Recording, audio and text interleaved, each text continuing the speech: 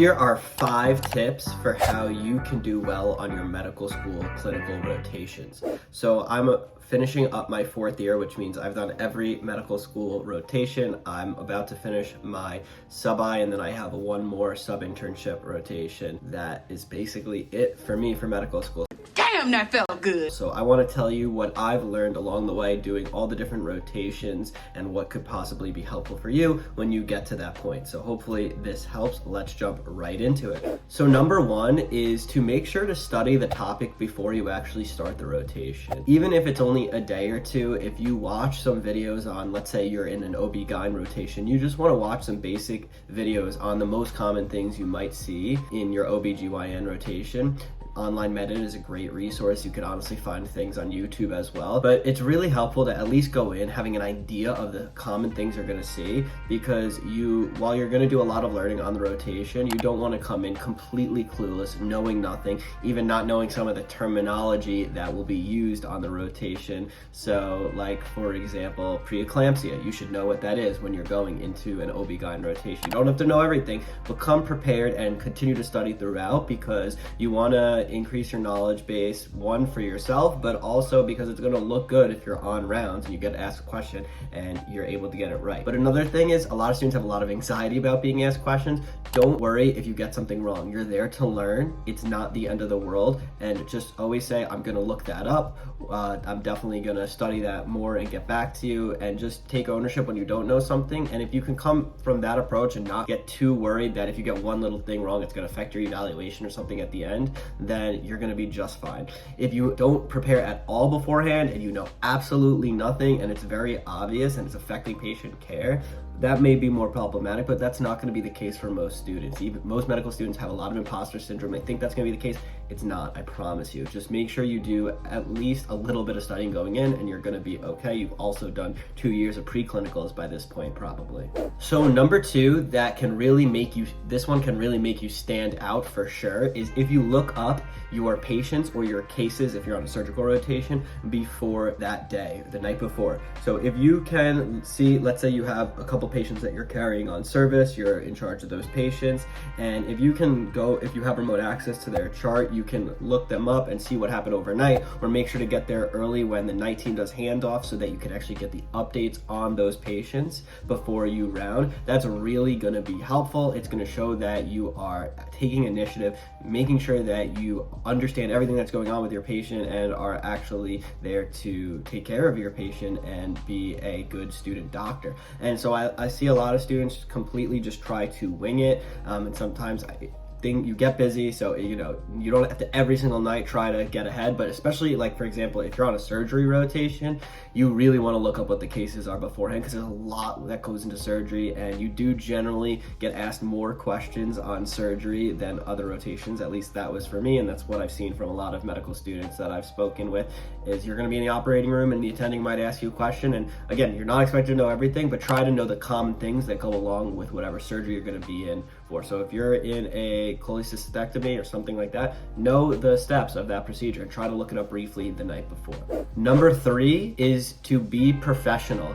Make sure you're showing up on time. Make sure you're courteous to everyone.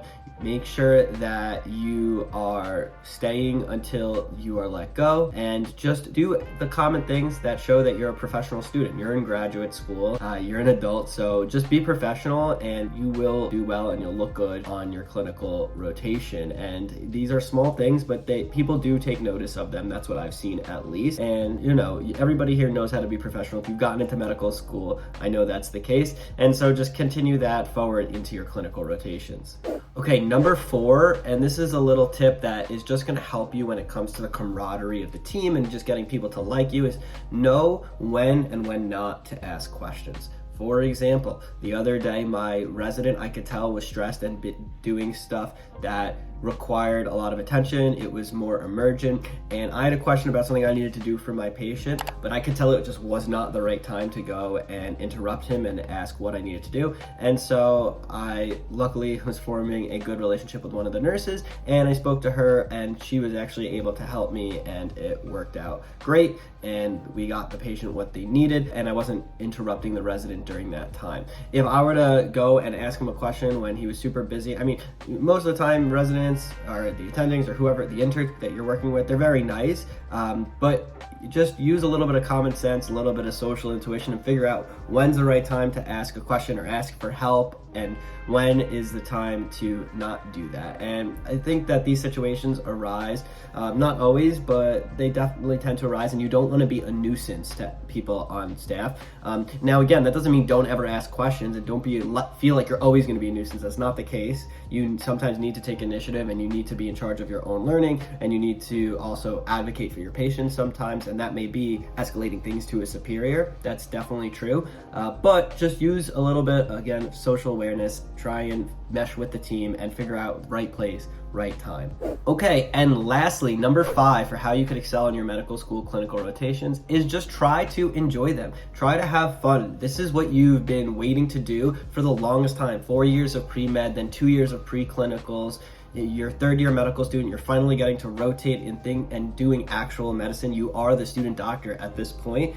And so try to, I know it's a lot of studying too, because you're studying for your shelf exams, and then you're also studying just the topics in general so that you could take good care of your patients. But this is the rewarding work that you get to do, and it is important, and it's for you to learn and also for you to play a role and help patient care. And so it should be an exciting time. It could be an exhausting time as well, but come in with a positive attitude and show that you want to be there, because people want to be around positive people and people that are not bringing the team down and that are negative all the time. If you can come in with a good attitude and show that you're willing to learn, you're happy to be there, even sometimes when you're not, everyone has those days, but try to put a smile on your face, and honestly, it will make a world of difference, and it definitely brings up the mood of the whole team, and that's a great thing that you can do as a medical student. And hopefully you want to actually be there because you are a medical student that's finally getting to be on clinical rotations after, again, at least 6 years, and so you earned that, you deserve it, and you should try to make the most of it, because that's